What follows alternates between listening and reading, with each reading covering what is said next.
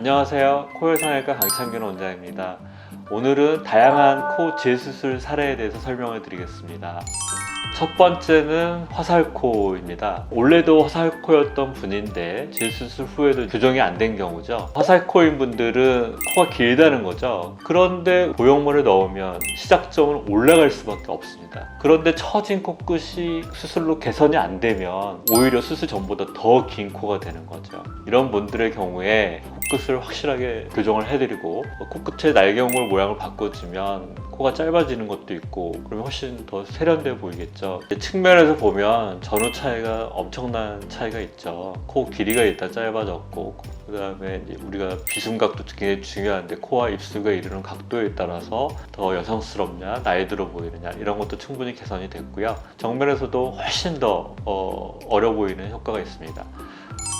이분 같은 경우에는 타 병원에서 수술을 하시고 염증 증상이 있는데 염증 증상은 크게는 세 가지거든요. 붓기, 통증, 불금증이죠. 그래서 이제 저한테 찾아왔을 때 자신 있게 설명을 드리고 환자분이 받아들여서 수술을 시행했던 경우입니다. 열어봤더니 실리콘과 매드포라고 하는 이물질, 그것들이 이제 적합한 크기가 들어가지 않고 또 적합한 자리에 들어가지 않으면 염증이 생기는 경우가 있습니다. 보시는 것 같이 실리콘과 인공뼈를 확실하게 제거를 해주고 실리콘 주위에 있는 피막을 부드럽게 해주었더니 수술 2달째 모습에서는 부드러운 라인을 가지고 있습니다. 이분 같은 경우 열어봤더니 귀연골, 비중격 연골, 늑연골, 과잉된 연골 이식이 돼서 그것이 밖에 투영되었던 환자분입니다. 충분히 자연스럽게 낮춰주어서 콧대와 코끝을 완벽하게 조화롭게 만들어줬던 환자입니다. 코끝을 너무 과하게 높이면 코끝이 휠 수도 있고요. 콧구멍 비대칭이 될 수도 있고요. 심지어 실리콘이 코 안쪽으로 해서 돌출되는 경우도 있습니다. 이런 경우에는 절대 방치하면 안 되고 전문의의 상담을 통해서 어떻게 해야 될지를 충분히 고민해 보시는 게 좋을 것 같습니다.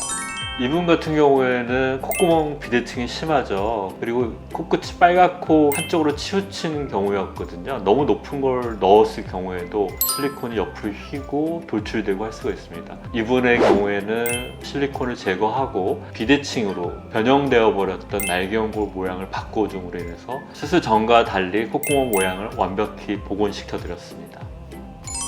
이분 같은 경우는 크게 세 가지가 보입니다. 실리콘이 오른쪽으로 치우쳐 있고요. 비주 부분에 뾰족한 것이 보이고 있고 콧구멍은 양쪽 좌우가 다르죠. 그래서 개방자 접근을 통해서 안에 있는 것들을 제거하고 콧구멍 비대칭의 원인이 되는 날개연골 모양을 확실하게 개선을 해드렸고요. 실리콘은 센터 부분에 고정을 시켜서 실리콘 휨, 코끝 뾰족, 콧구멍 비대칭 이 세 가지를 완벽히 개선시켜 드렸습니다.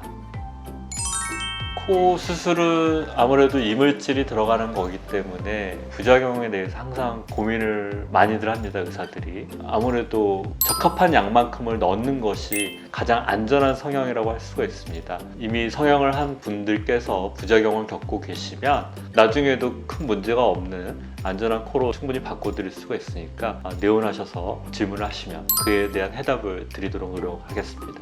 지금까지 코열성형외과 강창균 원장이었습니다.